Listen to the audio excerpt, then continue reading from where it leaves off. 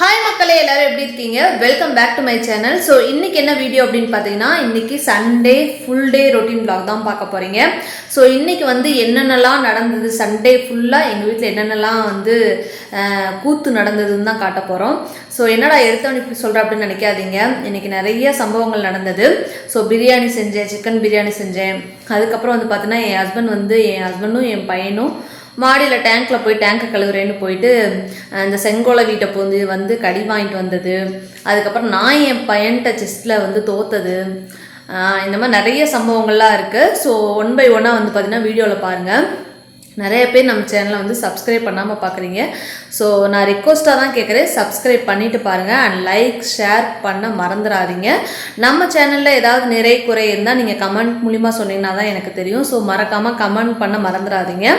So வீடியோவை skip பண்ணாமல் பாருங்கள். வாங்க வீடியோக்குள்ளே போகலாம்.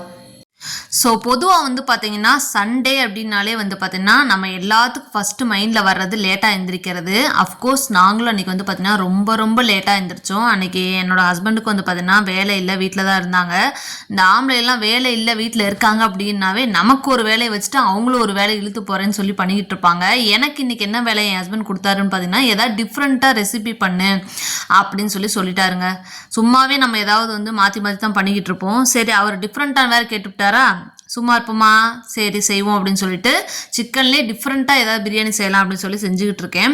பைப்பில் ஏன் தண்ணி காமிச்சேன் அப்படின்னு பார்த்தீங்கன்னா, எனக்கு இந்த வேலையை கொடுத்துட்டு இவர் என் பையனை கூட்டிக்கிட்டு மாடிக்கு போய் டேங்கை க்ளீன் பண்ண போகிறாராம். என்னை இங்கே பிரியாணி செய்யுன்னு சொல்லிட்டு அவர் போய் டேங்கை க்ளீன் பண்ணால் நான் எப்படி மக்களே இங்கே பிரியாணி ஒவ்வொன்றுக்கும் கழுவி செய்கிறது? ஆனால் சும்மா சொல்லக்கூடாது, டேங்கை க்ளீன் பண்ண போகிறேன்னு அவர் சொல்லும் போதே பார்த்தீங்கன்னா என்கிட்ட எல்லாமே கழுவி கட் பண்ணி வச்சுக்கம்மா, அப்போ தான் நான் டேங்கை க்ளீன் பண்ண போனேன்னா மினிமம் ஒரு 1 hour கிட்டனால ஆகும், அதனால் நீ எல்லாம் பண்ணதுக்கப்புறமே போகிறேன்னு தான் சொன்னார். என்னதான் நம்ம அவர் சொன்ன மாதிரியே பண்ணாலும் நமக்கும் சின்ன சின்ன விஷயங்கள் பார்த்தீங்கன்னா அப்போதைக்கு கழுவுற ஒரு சில விஷயங்கள் இருக்கும். அது கொஞ்சம் டிஸ்டர்பன்ஸாக தான் இருந்தது. பட் என்ன செய்யறது. ஸோ இன்னொரு விஷயம் என்ன அப்படின்னு பார்த்தீங்கன்னா, அந்த சண்டே அன்னைக்கு நான்வெஜ் தான் சமைப்போம், அது கன்ஃபார்மு. ஆனால் அந்த நான்வெஜ்லேயே டிஃப்ரெண்ட்டாக என்ன செய்யறதுங்கிறது அதை விட குழப்பம். ஸ்கூல் அன்னைக்கு பார்த்தீங்கன்னா சாம்பார், புளிக்குழம்பு, ரசம், பருப்பு சாதம், இப்படி ஏதாவது ஒன்று பண்ணணுங்கிறது நாளைக்கு என்னங்கிறதுல மைண்ட் அப்செட்டாக இருக்கும். ஆனால் சண்டே அன்னைக்கு ஒரு அப்செட் என்ன ஆகுன்னு பார்த்தீங்கன்னா, ஸ்பெஷலாக வாங்கியிருக்கோம், இந்த ஸ்பெஷல்லவே டிஃப்ரெண்ட்டாக என்ன செய்யலாங்கிற ஒரு குழப்பம் வந்துடும். மொத்தத்தில் நம்ம வாழ்க்கை பார்த்தீங்கன்னா குழப்பமாகவே போய்கிட்டு இருக்குது மக்களே, ஒன்றும் சொல்கிறக்கு இல்லை. ஸோ இது பார்த்தீங்கன்னா சமீப காலமாக ஒரு 6 மாதம் முன்னாடி இருக்கும் மக்களே வாங்கினதில் இது என்ன ஒரு குளறுபடி ஆகிப்போச்சுன்னா, இது பயங்கரமான வெயிட்டாக இருக்குது. என் ஹஸ்பண்ட் சரவணா ஸ்டோரில் வாங்கிட்டு வந்தார். அங்கே வாங்கிட்டு வந்ததுக்கப்புறம் பார்த்தீங்கன்னா நான் கழுவி, அதாவது யூஸ் பண்ணிட்டேன், ஒரு 2 times கிட்டனாலும் யூஸ் பண்ணிட்டேன். ஆனால் தண்ணி படும்போதெல்லாம் பார்த்தீங்கன்னா இந்த மாதிரி லேசாக துரு பிடிச்ச மாதிரி இருக்குது. அப்போ எனக்கு ஒரு அக்கா என்ன சொன்னாங்கன்னு பார்த்தீங்கன்னா, இந்த மாதிரி எப்பயுமே ஹீட் பண்ணி வச்சுருங்க, கழுவுனதுக்கப்புறம் இம்மீடியட்டாக நல்லா ஹீட் பண்ணிட்டீங்க அப்படின்னா துரு பிடிக்காமல் இருக்கும் அப்படின்னு. இப்போ நான் அந்த பாத்திரக்கூடையிலேருந்து தான் எடுத்தேன் பார்த்தீங்களா, அப்போயே நல்லா கழுவி தான் வச்சேன். ஆனாலும் பார்த்தீங்கன்னா அந்த தண்ணி பட்டுன்னு இந்த மாதிரி ஆயிடுது. சில பேர் என்ன சொன்னாங்கன்னு பார்த்தீங்கன்னா, இதுக்கு நீங்கள் எண்ணெய் ஊற்றி நல்லா வெங்காயம் வச்சு நல்லா க்ளீன் பண்ணிடுங்க, அப்படி பண்ணிட்டீங்கன்னாவே உங்களுக்கு அந்த துரு பிடிக்காதுன்னு சொல்லி சொன்னாங்க. ஸோ அதுக்கப்புறமும் ஒரு கழுவி நான் இப்போ அடுப்பில் வச்சுருக்கேன். இன்றைக்கி என்ன செய்ய போகிறேன் அப்படின்னு பார்த்தீங்கன்னா, பிரியாணி தான் மக்களை செய்யலாம் அப்படின்னு. பிரியாணிலே டிஃப்ரெண்ட்டாக செய்யலாம் அப்படின்னு தான். ஃபஸ்ட்டு பார்த்தீங்கன்னா இன்றைக்கி ரைஸ் என்ன எடுக்க போகிறேன்னா, சீரக சம்பா ரைஸ் தான் ஊற போடலை, அது தனியாக எடுத்து வச்சுக்கிட்டேன். எடுத்து வச்சதுக்கப்புறம் பார்த்தீங்கன்னா இந்த சைடு தாளிச்சுக்கிட்டு இருக்கேன். என்ன தாளிச்சிட்ருக்கேன் அப்படின்னு பார்த்தீங்கன்னா, அந்த சைடு எண்ணெய் ஊற்றி வெங்காயம் மட்டும்தான் போட்டிருக்கேன், வெங்காயம் வறுக்கட்டும் அப்படின்னு சொல்லிட்டு. இந்த பக்கம் சட்டியில் என்ன பண்ணிட்டுருக்கேன், சிக்கனை போட்டுன்னு பார்த்தீங்கன்னா கழுவி வச்ச சிக்கன், அதுக்கப்புறம் பார்த்தீங்கன்னா கஸ்தூரி மேத்தி, தயிர், மிளகாத்தூள், உப்பு, அதுக்கப்புறம் இஞ்சி பூண்டு பேஸ்ட்டு, லெமனு, இதெல்லாம் போட்டு நல்லா ஒரு 1 hour ஊற வச்ச சிக்கனை இந்த பக்கம் எண்ணெயில் போட்டு நல்லா ஃப்ரை பண்ண போகிறேன். அதாவது ஃப்ரைனா ரொம்ப ட்ரை ரோஸ்ட்டாக இல்லாமல் கொஞ்சம் ஒரு கிரேவி பதத்துக்கு வர்ற வரைக்கும் இந்த சிக்கனை பார்த்தீங்கன்னா இந்த பக்கம் ஃப்ரை பண்ண போட்டுட்டேன். சிக்கன் வந்து பார்த்தீங்கன்னா 1 kg தான் எடுத்தேன். 1 கிலோ அரிசிக்கு 1 கிலோ சிக்கன் எடுத்தேன். ஏன்னா கொஞ்சம் ஈக்குவல் போர்ஷனாக போட்டோம் அப்படின்னா சிக்கன் பிரியாணி எப்பயுமே கொஞ்சம் சிக்கன் பிரியாணின்னு மட்டும் இல்லை, chicken biryani or mutton biryani எதுவுமே வந்து பார்த்தீங்கன்னா ஈக்குவலாக போட்டோம் அப்படின்னா கொஞ்சம் ரொம்பவே நல்லாயிருக்கும். அதனால டிஃப்ரெண்ட்டாக தான் நீ ட்ரை பண்ணலாம் அப்படின்னு சொல்லிட்டு, என்னடா ஆரம்பத்துலேருந்து டிஃப்ரெண்ட் சொல்லி சொல்கிறா, என்னத்தை டிஃப்ரெண்ட்டாக பண்ண போகிறான்னு தெரியல, ஆமத்தில் சொல்லிகிட்டே இருக்காளேன்னு நினைக்காதீங்க. சிக்கன் பிரியாணி அப்படின்னாவே நம்ம வழக்கமாக என்ன செய்வோம், நம்ம வந்து இந்த மாதிரி சிக்கனை வந்து வெங்காயம் போட்டு தக்காளி போட்டு எல்லாம் தாளிச்சிட்டு சிக்கனை போட்டு தண்ணியை ஊற்றி அதுக்கப்புறம் வந்து பிரியாணி ரைஸ் போட்டு தம் போட்டுருவோம். இதுதான் இன்றைக்கி எனக்கு என்ன மைண்டில் ஓடிச்சுன்னு பார்த்தீங்கன்னா, தண்ணிக்கு பதிலாக தேங்காய் பால் ஊற்றி செஞ்சால் எப்படி இருக்கும் அப்படிங்கிறதான். இது வந்து செஞ்சவங்களும் இருப்பாங்க, இப்போ நான் சொல்கிற மெத்தடில் செய்யாதவங்களும் இருப்பாங்க. நான் வந்து பார்த்தீங்கன்னா இன்றைக்கி செஞ்சு பார்த்தரலாம் அப்படின்னா இந்த சைடு என்னென்ன போட்டுட்ருக்கேன் அப்படின்னு பார்த்தீங்கன்னா, அந்த பக்கம் சிக்கன் வந்து பார்த்தீங்கன்னா வேக போட்டேன். அந்த பக்கம் வேக போட்டதுக்கப்புறம் தான் இந்த பக்கம் தாளிக்கவும் ஆரம்பிக்கணும். அப்போ தான் கரெக்டாக இருக்கும். இதுவும் வந்து மசாலா வெந்து வரும், அங்கிட்டு சிக்கனும் வெந்துடும். அப்படிங்கிறனால சிக்கனோட டைமிங்கே வந்து பார்த்தீங்கன்னா 20 minutes தான். அதுக்கு மேலே வந்து நம்ம சிக்கனை வேக வச்சாலும் வந்து நல்லா இருக்காது. இந்த சைடு வந்து பார்த்தீங்கன்னா வெங்காயம், இஞ்சி பூண்டு பேஸ்ட்டு, அப்புறம் வந்து 1 கை புதினா, 1 கை வந்து மல்லித்தலை, அதுக்கப்புறம் ஒரு 6 தக்காளி, தேவைக்கேற்ப உப்பு வந்து பார்த்தீங்கன்னா மறுபடியும் கடைசியாக ஒருக்கா செக் பண்ணிவிட்டு மறுபடியும் கூட போட்டுக்கலாம். நான் எப்பயுமே சொல்கிறது அதாங்க, வெங்காயம் தக்காளி இதை போட்டுட்டீங்க அப்படின்னாவே எண்ணெயில் உப்பு வந்து இம்மீடியட்டாக சேர்த்துருங்க. அப்போ தான் ஓரளவுக்குனாலும் சீக்கிரம் வேகுது, இல்லைன்னா சுத்தமாகவே வேக மாட்டேங்குது. இந்த தக்காளி வேகறக்கே வந்து பார்த்திங்கன்னா எனக்கு இன்னும் சொல்லப்போனால் 1/4 மணி நேரம் ஆயிடுச்சு. ஸோ அந்த பக்கம் வந்து பார்த்தீங்கன்னா சிக்கனை வந்து செக் பண்ணி பார்க்கலாம் அப்படின்னு பார்த்தேன். இந்த அளவுக்கு கிரேவியாக கொதிச்சுட்டு இருந்தது. ஏன்னா சிக்கன்லேருந்து வந்து பார்த்திங்கன்னா தண்ணி விடும், நம்ம இதுக்குன்னு தண்ணிலாம் ஊற்றுறதில்ல. சிக்கனை மூடி வச்சு வேக வச்ச எல்லாருக்குமே நல்லா தெரியும், அது நல்லா வந்து சிக்கன் வந்து தண்ணி கொடுக்கும், தண்ணி விடும். அதனால் வந்து அந்த மாதிரி வந்து மூடி வச்சு வேக வச்சுட்டு இருந்தேன். ஸோ இந்த பக்கம் வந்து பார்த்தீங்கன்னா தக்காளி நல்லா மசிஞ்சு வெந்ததுக்கப்புறம் பட்டை ஏலக்காய் தூள், நான் வீட்டிலேயே அரைக்கிறது தான் இதெல்லாம். பட்டை ஏலக்காய் தூள் வந்து போட்டதுக்கப்புறம் மிளகாத்தூள், அதுக்கப்புறம் வந்து பார்த்திங்கன்னா உப்பு ஸ்டார்டிங்கில் உப்பு சேர்த்துட்டேன். மிளகாத்தூள் வந்து சேர்த்துக்கிட்டேன். மிளகாத்தூள் வந்து பார்த்திங்கன்னா நான் எப்போயுமே கொஞ்சம் கம்மியாக தாங்க சேர்ப்பேன். ஏன் அப்படின்னா எங்கள் வீட்டில் இருக்கிற யாருக்குமே பெருசாக காரம் ஒத்துக்காது, அதனால் கொஞ்சமாக தான் வந்து மிளகாத்தூள் சேர்த்துக்குவேன். உங்கள் வீட்டில் வந்து பார்த்தோன்னா காரம் நல்லா சாப்பிடுவீங்க அப்படின்னா 1 கிலோவுக்கு ஒரு 2.5 ஸ்பூன்னாலும் மிளகாத்தூள் சேர்த்துக்கலாம். நான் வந்து பார்த்திங்கன்னா இந்த குட்டி ஸ்பூன்லேயே ஒரு 1.5 ஸ்பூன் தான் சேர்த்துருக்கேன். 1 ஸ்பூன்னே, அதாவது பெரிய ஸ்பூனும் 1 ஸ்பூன் கணக்கு வரும். இது கூட நான் என்ன சேர்த்துக்க போகிறேன் அப்படின்னு பார்த்தீங்கன்னா தயிர் தான். நல்லா கெட்டி தயிர் வந்து ஒரு சின்ன குட்டி கப்பில் 1 கப்பு வந்து ஊற்றலாம். ஏன்னா தக்காளி வந்து பார்த்திங்கன்னா நான் ஒரு 4-5 தக்காளி போட்டனால இந்தளவுக்கு தயிர் ஊற்றிருக்கேன்.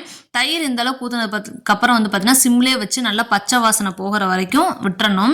இது வந்து பார்த்திங்கன்னா சீரக சம்பா ரைஸு நான் ஊற வைக்கலைங்க, ஜஸ்ட்டு கழுவி மட்டும்தான் வச்சுருக்கேன். இதில் வந்து பார்த்திங்கன்னா இது காப்பிடி உலக்குன்னு சொல்லுவாங்க. இதில் 2.5 உலக்கு வந்து 1 கிலோ வந்து கணக்காகும். இதில் வந்து 5 உலக்கு வந்து பார்த்திங்கன்னா தேங்காய் பால் எடுக்கணும், அதை நான் எடுத்து வச்சுருக்கேன். சைட்லேயே வந்து பார்த்திங்கன்னா சிக்கன் வந்து ரெடி ஆயிடுச்சான்னு வந்து அப்பப்போ வந்து ஓப்பன் பண்ணி பார்த்துக்கிட்டே இருந்தேன். ஏன் அப்படின்னா இந்த பாத்திரம் வந்து பார்த்திங்கன்னா ரொம்ப கனமானது, அடி பிடிச்சிரும் அப்படின்னு சொல்லிட்டு. பொதுவாகவே இந்த மாதிரி பேன் அந்த மாதிரி அடுப்பில் வந்து பார்த்தீங்கன்னா மரக்கரண்டி தான் யூஸ் பண்ணணும்னு சொல்லி சொன்னாங்க. நம்மள்ட்ட இப்போதைக்கு மரக்கரண்டிலாம் இல்லை, நான் அதை வாங்குற ஐடியாவும் பெருசாக எனக்கு இல்லை. ஏன் அப்படின்னு பார்த்தீங்கன்னா இந்த மாதிரி பாத்திரம்லாம் நான் ரொம்ப ரேராக தான் யூஸ் பண்ணுவேங்க. அதாவது சும்மா அடிக்கடி எடுக்க மாட்டேன். ஒரு 6 months, சம்டைம்ஸ் வந்து ஒரு 3 months கூட ஆயிரும். அப்படி எடுக்கிறனால பெருசாக அதுக்குன்னு வாங்குறது இல்லை. அதே மாதிரி இந்த கரண்டி நான் யூஸ் பண்ணுறேன் அப்படிங்கிறக்காக நான் வந்து இந்த எப்படி சொல்கிறது, சில பேர் இந்த சொரண்டி அப்படி யூஸ் பண்ணுவாங்க, அந்த மாதிரிலாம் பண்ண மாட்டேன். மேலாப்பில் அப்படி பரட்டி விட்டு மூடி வச்சுக்குவேன், அவ்வளோதான். அந்த சட்டி வந்து கரண்டி டச்சே ஆகாது. அந்த மாதிரி தான் வந்து இந்த பாத்திரத்தை நான் புழங்கிட்டு இருக்கேன். அப்படிங்கிறனால எனக்கு அது தேவைப்படல. ஸோ இப்போ தேங்காய் பால் வந்து பார்த்தீங்கன்னா அந்த காப்பிடி உலக்கில் வந்து பார்த்தீங்கன்னா ஒரு 5 உலக்கு வந்து ஊற்றலாம். ஆனால் நான் எவ்வளோ ஊற்ற போகிறேன் அப்படின்னு பார்த்தீங்கன்னா ஒரு 4.25 to 4.5 உலக்கு தான் ஊற்றுறேன். ஏன்னா அரிசி ஊற வைக்கிறதுனால தான் இவ்வளோ பாலுமே சொல்கிறேன். இல்லை நீங்கள் ஊற வச்சிட்டிங்கன்னா தாராளமாக அந்த ஒரு உலக்கே நிப்பாட்டிடலாம். அதாவது 5 உலக்கு கணக்கு சொன்னேன் பார்த்தீங்களா, 4 உலக்கு ஊற்றுனீங்கன்னாவே போதுமானது. அதுதான் கரெக்டான கணக்கு. ஸோ இது வந்து பார்த்தீங்கன்னா கொதிச்சிடக்கூடாது. கொதிக்கிறதுக்கு முன்னாடி வந்து பார்த்தீங்கன்னா நான் அரிசி போட்டுருவேன். அதாவது உப்பு காரம் மட்டும் இந்த இடத்துல செக் பண்ணி பார்த்துட்டு அரிசி வந்து நம்ம உள்ளே சேர்த்துடலாம். ஏன்னா தேங்காய் பால் வந்து எனக்கு வந்து அது மற்றவங்களுக்கு அப்படி வருதான்னு தெரில, எனக்கு வந்து கொதிச்சதுக்கப்புறம் ரைஸ் போட்டோம்னா அது ஒரு மாதிரி ஒரு ஸ்மெல் வருது, அது ஏன்னு எனக்கு தெரில. இப்படி அதாவது இப்போயே செக் பண்ணி உப்பு காரம்லாம் செக் பண்ணிட்டு இப்போயே ரைஸை போட்டோம்னா பர்ஃபெக்டாக இருக்குது. அதனால் நான் வந்து இப்போயே ரைஸ் வந்து சேர்த்துக்க போகிறேன், செக் பண்ணிவிட்டு சேர்த்துக்க போகிறேன். ஸோ இப்போ வந்து பார்த்தீங்கன்னா சிக்கன் வந்து கிட்டத்தட்ட கரெக்டான ஒரு பதத்துக்கு வந்திருக்கு. இப்போ பாருங்கள், இதுதான் கரெக்டான பக்குவம். அந்த ஸ்டேஜில் வந்து ஆஃப் பண்ணிடுங்க. இப்போ வந்து பார்த்தீங்கன்னா இந்த சைடு வந்து ரைஸை வந்து நான் சேர்த்துக்கிறேன். ரைஸ் சேர்க்கறதுக்கு முன்னாடி நல்லா செக் பண்ணிட்டு தான் இப்போ ரைஸ் சேர்க்குறேன். ரைஸ் போட்டதுக்கப்புறம் நம்ம அடுப்பை வந்து ஃபுல்லில் வச்சு ரொம்ப நேரம் கரண்டி விட்டு கிண்டிடாதீங்க. ஜஸ்ட் அதை போட்டனால ஒரே ஒரு தடவை கிண்டிட்டு மூடி வச்சிடலாம். ஸோ ரைஸை போட்டதுக்கப்புறம் இந்த மாதிரி அந்த தேங்காய் பாலும் ரைஸும் ஒரே அளவுக்கு மட்டமாக வந்ததுக்கப்புறம் வந்து பார்த்தீங்கன்னா ஒரு 2-3 நிமிஷம் வந்து பார்த்தீங்கன்னா ரைஸை தம்மில் போட்டுடலாம். கீழே வந்து பார்த்தீங்கன்னா நான் தம் போடுறதுக்கு இந்த பழைய தோசை கல் இருந்தது, அதான் தூக்கி வச்சுருக்கேன். பார்த்தீங்கன்னா உங்களுக்கே தெரியும். இந்த அளவுக்கு ரைஸு கரெக்டாக தம்மாய் வந்ததுக்கப்புறம் அடி ரைஸ் வந்து மேலே போயிடணும், மேல் ரைஸ் வந்து பார்த்தீங்கன்னா அடியில் போயிடணும். அந்த மாதிரி பெரட்டி விட்டதுக்கப்புறம் தான் வந்து பார்த்தீங்கன்னா நான் ஃப்ரை பண்ணி வச்சுருக்கேன் இந்த சிக்கனை வந்து போட்டேன். சிக்கன் போட்டதுக்கப்புறம் நான் நெய் ஊற்றினேன். அது வந்து எப்படியோ வீடியோவில் கட் ஆயிடுச்சு, சாரி எது நினச்சிக்காதீங்க. நீங்கள் வந்து நெய் இருந்தால் ஒரு 1.5 ஸ்பூன் அளவுக்கு ஊற்றுங்க, அதுக்கு மேலே ஊற்றிடாதீங்க, நல்லா இருக்காது. இவ்வளோதான் கைஸ், இன்றைக்கி தேங்காய் பால் சிக்கன் பிரியாணி செம்மையாக ரெடி ஆயிடுச்சு. இதுக்கப்புறம் வந்து பார்த்தீங்கன்னா எப்பயுமே வந்து நம்ம எந்த வேலை செஞ்சாலும் அடுப்பை இம்மீடியட்டாக க்ளீன் பண்ணிடுவோம். எவ்வளோ க்ளீனாக வச்சுருக்கேன் பாருங்கள். அதுக்காக நீங்கள் என்னை பாராட்டாட்டி பரவாயில்ல, ஒரு லைக் பண்ணி விட்ருங்க, மறந்துடாதீங்க. ஸோ இதுக்கப்புறம் வந்து பிரியாணி சிக்கன் போட்டதுக்கப்புறம் நம்ம ஒரு 1/4 மணி நேரம் தான் அடுப்பில் வைக்கணும். அதுக்கப்புறம் அடுப்பை ஆஃப் பண்ணிடலாம். சண்டே அப்படிங்கிறதுனால நாங்கள் எப்பயுமே வந்து மதியானம் ஏதாவது ஒரு படம் பார்ப்போம். இன்றைக்கி வந்து என்ன பார்த்தோம் அப்படின்னு பார்த்தீங்கன்னா ஜியோ ஹாட்ஸ்டாரில் வந்து ஹெவன் அப்படின்னு ஒரு படம் பார்த்தோம். இது எப்போயோ ரிலீஸ் ஆன படம் தான், நமக்கு இப்போ தான் கண்ணில் தட்டுப்பிடிச்சு. ஸோ அதை போட்டு விட்டுட்டே சாப்பிடும்போது மணி வந்து பார்த்தீங்கன்னா 2:45 மணி ஆயிடுச்சு. தம்பியும் சரி என் ஹஸ்பண்டும் சரி சாப்பாடு செம்மையாக இருக்குன்னு சொல்லிட்டு தான் சாப்பிட்டாங்க. ஆனால் வந்து நம்ம அந்த பாராட்டுற வீடியோலாம் எடுக்கிறது இல்லை. என் ஹஸ்பண்ட் வந்து வீடியோவில் வரமாட்டாங்க. என்னை வந்து ரெகுலராக வாட்ச் பண்ணுறவங்களுக்கு நல்லாவே தெரியும். சாப்பிட்டுட்டு தூங்கிட்டோங்க, அதனால தான் இப்போ மணி 6 ஆயிடுச்சு. இப்போ வந்து பார்த்தீங்கன்னா சாயங்காலம் சன் டிவியில் வந்து பார்த்தீங்கன்னா கில்லி படம் போட்டிருந்தாங்க. நம்ம வெறித்தனமான விஜய் ஃபேனு. ஸோ அதனால் வந்து பார்த்தீங்கன்னா கில்லி ஒரு 1000 தடவை பார்த்துருப்பேன். ஆனாலும் 1001வது தடவை இன்னொருக்கா பார்க்கலாம் அப்படின்னு சொல்லி பார்த்துக்கிட்டு இருக்கேன். ஸோ இப்போ யோசிக்கலாம் நீங்கள், ஏங்க இது என்ன போன வார வீடியோ மாதிரி தெரியுது அப்படின்னு. அன்னைக்கே எடுத்து அன்னைக்கே எப்படிங்க ஃபுல் டே ரொட்டீன் போட முடியும்? ஸோ அதனால தான் இது போன வார ஞாயிற்றுக்கிழமை வீடியோ தான் இது. இந்த வாரம் உங்களுக்கு ஃபுல் டே வந்து ப்ளாகாக வந்து ரிலீஸ் பண்ணுறோம். இப்போ எதுக்கு உங்களுக்கு லைட் போட்டு காமிச்சிட்ருக்கேன் அப்படின்னு பார்த்தீங்கன்னா நம்ம வீட்டில் ஈவினிங் மாடி வந்து எப்படி வியூவில் இருக்கும் அப்படின்னு சொல்லி தான் காட்ட போகிறேன். இது ஈவினிங் இல்லைங்க, ஆல்மோஸ்ட் நைட் ஆயிடுச்சு. நைட்டு வந்து பார்த்தீங்கன்னா எங்கள் வீட்டில் சுற்றி எங்கள் வீட்டை சுற்றி இந்தளவுக்கு தான் வியூ இருக்கும். ரொம்ப கருகும்னு இருக்குன்னு நினைக்காதீங்க, ஏற்ற மாதிரியே வந்து பார்த்திங்கன்னா லைட் வெளிச்சம் இருக்குது. என்னுடைய கேமராவில் வந்து அந்த கிளாரிட்டி கம்மிங்கனால இவ்வளோ தான் தெரியுது. ஸோ மாடியில் ஒரு 1 hour கிட்டனாலும் நல்லா ரிலாக்ஸாக வந்து விளையாண்டுட்டு கீழே வந்துட்டோம். மணி வந்து பார்த்திங்கன்னா 9:20 கிட்ட ஆயிடுச்சு. சரி இனி அவ்வளோதான், இன்றைக்கி நாளை கடத்திட்டாங்க, வெளியில் எங்கேயும் கூப்பிட்டு போங்கன்னு சொல்லி என் ஹஸ்பண்ட்ட சொன்னேன். அம்மா தாய் ஆளை விடுமான்னு சொல்லிட்டு அவங்களுக்கும் வேலை இருந்தது, அதனால் வெளியில் போயிட்டாங்க. என்னை விட்டு கொடுக்காம பேசுகிறாளே பொண்டாட்டின்லாம் நினைக்காதீங்க, உண்மையிலே வேலை இருந்தது, வெளியே போயிட்டாங்க. நான் என்ன பண்ணேன் அப்படின்னு பார்த்தீங்கன்னா இந்த ஞாயிற்றுக்கிழமை சில்லற வேலையெல்லாம் பார்ப்பேன். சில்லற வேலையில் என்ன அப்படின்னு பார்த்தீங்கன்னா இன்றைக்கி இந்த சாவி கொத்து வந்து பார்த்திங்கன்னா மொத்தமாக பிடிங்கிச்சு. ஏன்னா ஒரு சாவி 2 சாவி ஒரு 3 சாவி கூட தாங்கும். மொத்த சாவி வந்து பார்த்திங்கன்னா கொலவெறியில் அதில் மாட்டோம்னா புட்டுக்குச்சு. அதுதான் வேறு ஒன்றும் கிடையாது. அதை தூக்கி ஓரமாக வச்சுட்டு அதுக்கப்புறம் துணி மடிக்கிற பணியில் வந்து நம்ம இறங்கிட்டோம். மோஸ்ட்லி வந்து பார்த்திங்கன்னா சண்டே அன்னைக்கு நைட்டு வந்து நான் அந்த துணி மடிக்கிறது, அதுக்கப்புறம் இந்த மேக்ஸிமம் நைட் நான் பாத்திரம் கழுவி வச்சுட்டு தான் படுப்பேன். அதுவும் அன்றைக்கி வந்து எப்பயும் போல் பண்ணி வைக்கிற மாதிரி தான் இருந்தது. ஆனால் மணி 9:30 மணி ஆகி வந்து ஹஸ்பண்ட் வீட்டுக்கு வரல, வெளியில் கூப்பிட்டு போகிறேன்னு சொல்லிட்டு ஏமாத்தினாலே என் பையன் வேறு ரொம்ப கோவத்தோடு இருந்தான். சரிடா சாப்பிட்டு முடியதா விளையாண்டு படுக்கலாம் அப்படின்னு சொல்லி சொன்னேன். அதுக்காக நாங்கள் விளையாண்டதான் செஸ்ஸு. அதுலேயும் ஒரு கூத்து நடந்துச்சு, அதையும் நீங்கள் பாருங்கள். நீங்கள் நினைக்கலாம் என்னம்மா ஸ்டார்டிங்கில் ஏதோ உன் ஹஸ்பண்டை வந்து குழவிலாம் கடிச்சிருச்சுன்னு சொன்னால் அதை பற்றியே சொல்லாமல் இருக்கேன்னு. ஆமாங்க, மாடியில் டேங்கை க்ளீன் பண்ணேன்னு போனவர் நல்லாவே ஒரு 4-5 செங்குழவி கடிச்சிருச்சுன்னு சொல்லிட்டு ரொம்ப கத்திக்கிட்டே வந்தார். நான் அப்பயே அவர்கிட்ட சொன்னேன், எங்க வாங்க ஹாஸ்பிட்டல் போகலான்னு சொல்லி. கேட்கவே இல்லை. 2 நாள் விட்டு அதை அரிப்பெடுத்து கடைசியில் வந்து பார்த்தீங்கன்னா ட்ரிப்ஸு போகிற அளவுக்கு ஆகிப்போச்சு. என்ன பண்ணுறது? அதனால தான் நம்ம சொன்னால் கேட்க மாட்டார். கடைசியில் வந்து அதுக்கு 3000-4000 வந்து அவர் அழுதா தான் அதுக்கப்புறம் அவருக்கு வந்து அதில் ஒரு திருப்தியே வரும். சரி, அது நம்ம வீட்டில் மட்டுமா அப்படி இருக்கிறாங்க? எல்லா வீட்லையும் அப்படி தானே இருக்கிறாங்க. சரி, ஒன்றும் செய்ய முடியாது. இதுக்கப்புறம் என்ன பண்ணேன்னு அப்படி பாருங்கள். ஸோ நானும் சரி என் பையனும் சரி சரியான செஸ்ஸு பைத்தியங்க. போய் படுறா, நாளைக்கு ஸ்கூல் இருக்குன்னு சொன்னால் அத்தா வேறு வெளியில் கூப்பிட்டு போகிறேன்னு சொல்லிட்டு ஏமாற்றிட்டு போயிட்டாரு. நீனாலையும் கூட விளையாடவான்னு ஓரியாட்டம் தாங்க முடியல. சரிடா விளையாடவான்னு சொன்ன பாவத்துக்கு எனக்கு அவன் செக் வச்சது கவனிக்காமல் லூசு மாதிரி மந்திரி நேற்று விட்டேன், ராஜாவை தூக்கி விட்டேன். என்ன ஒரு ஆனந்தங்கிறீங்க எம்மானுக்கு. என்ன தோக்கடிக்கிறதுல அவருக்கு அப்படி என்னதான் அப்படி ஒரு குசி இருக்குமோ. ஆனால் வந்து எப்படியோ சரி பெத்த பிள்ளைகிட்ட தானே தோக்குறோம் அப்படிங்கிற ஒரு சந்தோஷம்தான். இது வந்து கடைசி வரைக்கும் இருந்தால் ரொம்ப ரொம்ப சந்தோஷம். பார்த்தீங்கல்ல லொல்ல. ஸோ விளையாண்டுலாம் முடிச்சுட்டு கிச்சனுக்கு வாடா ஏதாவது போய் சாப்பிட்லான்னு சொல்லி போனால் பிரியாணி கரெக்டாக எனக்கும் அவனுக்கும் கரெக்டாக தான் இருந்தது. கொஞ்சம் எக்ஸ்ட்ரா தான் இருந்தது. ஏன்னா வீட்டுக்காரனை வந்து டயத்துக்கு வரல, வந்து தான் அவர் சாப்பிட்ணும். நானும் என் பையனை வந்து பார்த்தீங்கன்னா பிரியாணி போட்டு உட்காந்து சாப்பிட்டோம். மதியானத்தை விட நைட்டுக்கு செம்ம டேஸ்ட்டாகவே இருந்தது. நானும் அவனும் தான் உட்காந்து சாப்பிட்டோம். அது என்னன்னே தெரியலங்க, இந்த பிரியாணி மட்டும், இந்த பிரியாணி கருவாட்டு குழம்பு இந்த மாதிரி வந்து புளிக்குழம்பு ஐட்டம் இந்த மாதிரி பிரியாணி இதெல்லாம் வந்து பார்த்தீங்கன்னா வச்சு செஞ்ச உடனே இருக்க டேஸ்ட்டை விட அந்த கொஞ்சம் நேரம் ஆனால் தான் இன்னும் டேஸ்ட் அதிகமாகவே இருக்கு. ஸோ நைட் எல்லாம் சாப்பிட்டு முடிச்சதுக்கப்புறம் கிச்சன் இப்படி தான் இருக்கு. என்னடா இப்போ வந்து வீடியோ வந்து ஓட ஆரம்பிச்சிருச்சுன்னு சொல்லி நினைக்காதீங்க. ஸோ இன்னும் ஒரு சில விஷயங்கள் வீடியோவில் காட்ட வேண்டியது இருக்கனால இந்த இடம்லாம் வந்து பார்த்தீங்கன்னா வீடியோ ஓட்டி தான் போட்டிருந்தேன். ஸோ பாத்திரம்லாம் ஃபுல்லாக கழுவி வச்சுட்டேன்.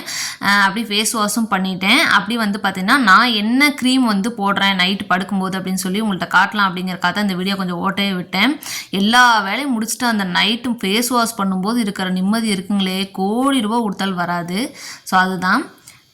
அதுக்கப்புறம் வந்து பார்த்தீங்கன்னா நான் வந்து டாக்டர்கிட்ட சஜஷன் பண்ண இதுதான் போட்டுட்ருக்கேன். என்னோடய முகத்தில் வந்து பார்த்தீங்கன்னா எக்கச்சக்க பிம்பிள்ஸ் வரும். ஏன் அப்படின்னு பார்த்தீங்கன்னா எனக்கு சிக்கன் ஒத்துக்காது. என்னடா இப்படி ஒரு குண்டை போகிறாள்னு நினைக்காதீங்க. சிக்கன் பிரியாணி தின்னுபிட்டு நான் வந்து பார்த்தீங்கன்னா உண்மையவே சொல்கிறேங்க, ஒரு 5 வருஷத்துக்கு முன்னாடி வரைக்குமே சிக்கன் சாப்பிட மாட்டேன். இந்த ஒரு 5 வருஷமாக வந்து பார்த்தீங்கன்னா சிக்கன் வந்து சாப்பிட்டு பழகிட்டேன். அதனால வந்து பார்த்தீங்கன்னா ஏகபோகமான பிம்பிள்ஸுங்க. இப்போ சாப்பிட்டேன்னா உடனே வந்து வந்துடும். அந்த வந்துருச்சு பாருங்கள். அதனால தான் வந்து உடனே வந்து இப்போ போட்டுக்கிட்டு இருக்கேன். எனக்கு சாப்பிட்ட உடனே இந்த சிக்கன் மெய்யால் சாப்பிட்ட உடனே வந்து பார்த்தீங்கன்னா இந்த பிம்பிள்ஸ் வந்து உடனே வந்துடும். ஒரு 2 மணி 3 மணி நேரத்தில். அதுக்கே வந்து பார்த்தீங்கன்னா ஒரு 3 க்ரீமுங்க டாக்டர்கிட்ட போய் நாங்கள் காமிச்சு தான் வந்து வாங்கினோம். இந்த க்ரீம் வந்து பார்த்தீங்கன்னா கிட்டத்தட்ட ஒரு மாதமாக போட்டுட்ருக்கேன். இது பிம்பிள்ஸ் ப்ளஸ் வந்து பார்த்தீங்கன்னா எனக்கு இந்த வாயை சுற்றி கொஞ்சம் கருப்பாக இருக்கும். அது ரொம்ப வருஷமாகவே இருக்குது. அதையும் சொல்லி தான் நாங்கள் இதை வாங்கியிருக்கோம். அன்றைக்கி டாக்டர் ஃபீஸு இந்த 3 க்ரீமும் சேர்த்து வந்து பார்த்தீங்கன்னா 3000 ரூபா காலி. சரி என்ன செய்கிறது, நம்மளும் கொஞ்சம் யூடியூபராக மாறிக்கிட்டு இருக்கோம் இல்லையா, அதனால் கொஞ்சம் முகத்தை கொஞ்சம் பளிச்சுன்னு வச்சா தானே அது நல்லது அப்படின்னு சொல்லிட்டு தான் என் ஹஸ்பண்ட் வாங்கி கொடுத்தாரு. இல்லைன்னா இத்தனை வருஷத்தில் நாங்கள் அதெல்லாம் போகவே மாட்டோம். மேக்ஸிமம் வந்து பார்த்திங்கன்னா ஃபேஸுக்குன்னு எந்த ஒரு கேரும் நான் எடுக்காத பர்சன் தான். தினமும் நைட்டு ஃபேஸ் வாஷ் பண்ணிவிட்டு தூங்கிடுவேன். அது மட்டும்தான் வந்து என்னோடய ரெகுலர் ரொட்டீனே, வேறு எதுவுமே கிடையாது. இப்போ நான் உங்கள்கிட்ட காட்டுறது வந்து பார்த்திங்கன்னா இந்த நான் சொன்னேன் பார்த்தீங்களா வாயை சுற்றி கருப்பாக இருக்குன்னு, அதுக்கு மட்டும் ரொம்ப கம்மியாக யூஸ் பண்ண சொல்லி கொடுத்தது. மற்றதெல்லாம் வந்து பார்த்திங்கன்னா தாராளமாகவே போட்டுக்குன்னு சொன்னாங்க. இது மட்டும் கொஞ்சம் கம்மியாக தான் போட சொன்னாங்க. ஏன்னா இது போட்டோன்னே லைட்டாக வந்து பார்த்திங்கன்னா லைட்டாக ஒரு எரியும் ஃபேஸு. அதனால் இதுதான் மக்களே வந்து என் ஃபேஸுக்குன்னு நான் யூஸ் பண்ணுற ஒரு சின்ன சின்ன விஷயங்கள். ஸோ அவ்வளோதான் மக்களே, வீடியோ வந்து எண்ட் பண்ண போகிறோம். இதுக்கப்புறம் வந்து பார்த்திங்கன்னா டைரெக்டாக வந்து நான் ஆடியோ கொடுத்தது தான் வரப்போகுது. ஸோ இந்த சண்டே வந்து பார்த்திங்கன்னா வெற்றிகரமாக முடிஞ்சிருச்சு. ஸோ நெக்ஸ்ட்டு ஒரு சூப்பரான அடுத்த விலாகில் வந்து கண்டிப்பாக நான் உங்களை மீட் பண்ணுறேன். சண்டே வந்து பார்த்திங்கன்னா சண்டே மட்டும் இல்லை, எப்பவுமே என்னோடய ஃபுல் டே ரொட்டீன் அப்படின்னா அந்த ஃபுல் டே ஃபுல்லாகவே வந்து பார்த்திங்கன்னா குட் மார்னிங்லேருந்து குட் நைட் வரைக்கும் ஃபுல் வீடியோ வந்து உங்களுக்கு அந்த நாள் ஃபுல்லாகவே வந்து பார்த்திங்கன்னா நான் வீடியோ எடுத்து தான் அப்லோட் பண்ணுவேன். ஸோ அதுதான் அந்த ரொட்டீன் வீடியோங்கிறதுக்கு கரெக்டான ஒரு ஆப்ஷனாகவும் இருக்கும். ஸோ இந்த வீடியோ உங்களுக்கு கண்டிப்பாக பிடிச்சிருந்தது அப்படின்னா லைக், ஷேர், சப்ஸ்கிரைப் பண்ண மறந்துடாதீங்க. முக்கியமாக கமெண்ட் பண்ணுங்கள். ஓகேவா? ஸோ நெக்ஸ்ட் வீடியோவில் உங்களுக்கு கண்டிப்பாக நான் மீட் பண்ணுறேன். அது வரைக்கும் பாய்.